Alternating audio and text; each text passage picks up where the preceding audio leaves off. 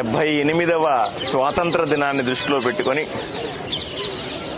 ఈరోజు ఆదోనిలో మున్సిపాలిటీ సమక్షంలో ర్యాలీ నిర్వహించాం.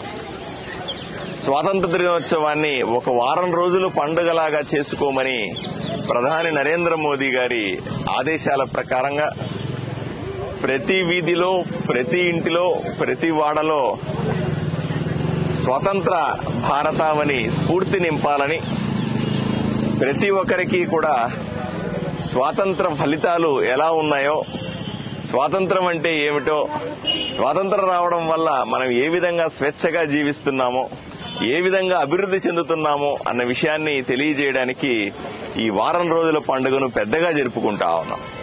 ఆదోనిలో నిన్న బైక్ ర్యాలీ చేశాం.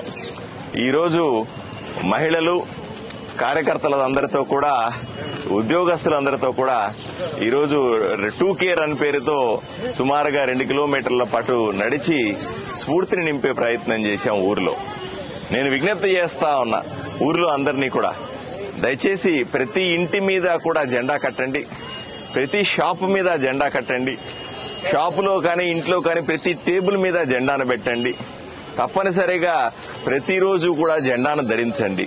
ఈ రకంగా వారం రోజుల పాటు మనం చేయగలిగితే తప్పనిసరిగా ప్రతి ఇంట్లో చర్చ జరుగుతుంది, ప్రతి ఊర్లో చర్చ జరుగుతుంది, ప్రతి గ్రామంలో కూడా చర్చ జరగాలి.